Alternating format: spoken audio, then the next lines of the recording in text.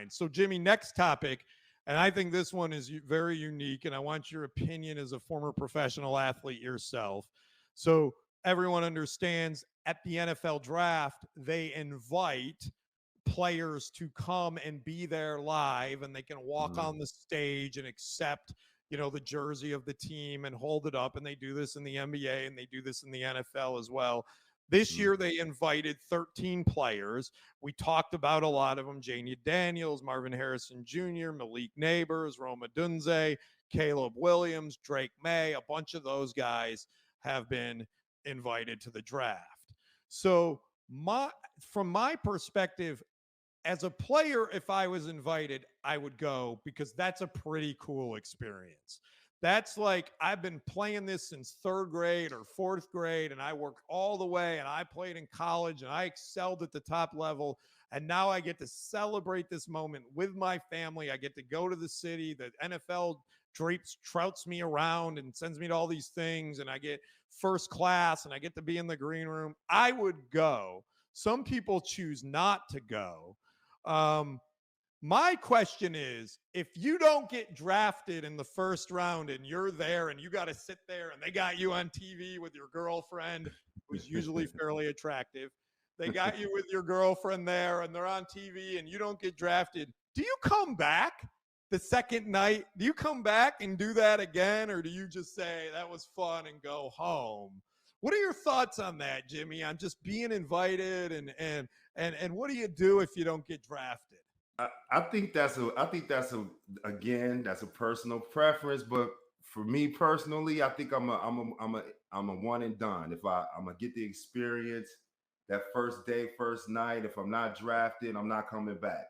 You're gonna have to call me at the crib or call me, on vacation with my girl and my family, and Jimmy, give me the news there. Because tell us, after that first Jimmy, night, I'm tell not us, going through that. I'm not going to subjugate myself to that again. Yeah, I tend to agree with you. Jimmy, tell us about your draft day experience. I bet that's interesting for everyone listening. You were taken in the second round by the Raptors, right? Yep, by Toronto Raptors, 6 pick, second round, 35th overall. That night it was a wonderful night. It was a night that my dreams of playing in the NBA, of hoping to play in the NBA, became a reality. So I spent it with my family, Awesome. friends. We were in a hotel in Detroit.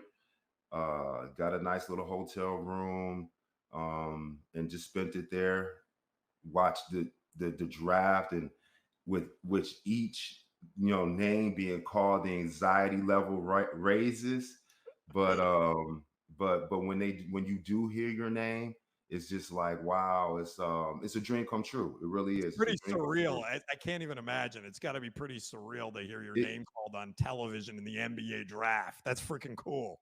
It is. And again, it's kind of like an out of body experience, and you got people cheering around you, and it's almost kind of like that proverbial like movie moment where it's like time, or people are standing still, but you can still hear the music in the background is kind of like muffled.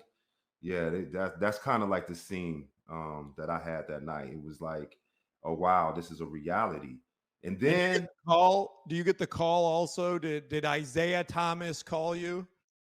Yeah, they call my agent. They're on the phone. My agent let my agent know, and because he knew when I was, or he had an idea that I was going to be picked by Toronto. But yeah, it was I like how you positioned from he knew to he thought I might be picked by right, well, because even though they may call you, they still make so imagine this.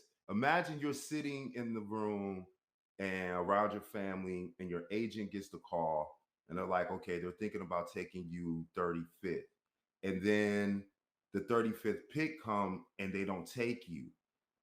And that's because like they literally make this, some of them make decisions up to the minute, and they're still looking at 2-3 other guys.